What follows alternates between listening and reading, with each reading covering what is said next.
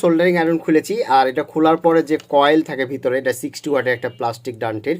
তো এই কয়েলটা দীর্ঘদিন ব্যবহার করার পর নষ্ট হয়ে গেছে, আমরা বাজার থেকে এই যে কয়েলটা কিনে নিয়ে এসেছি।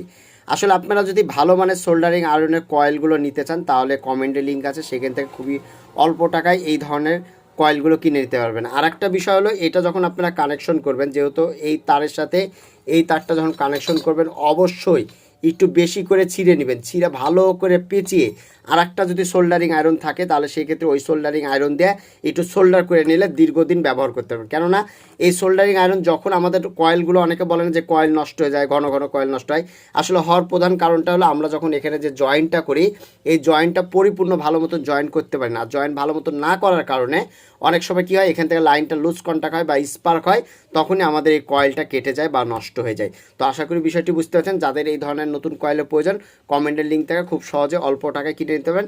এর পাশাপাশি দারাজের যত ধরনের প্রোডাক্ট আছে সব এই কমেন্ট থেকে আপনারা কিনে নিতে পারবেন।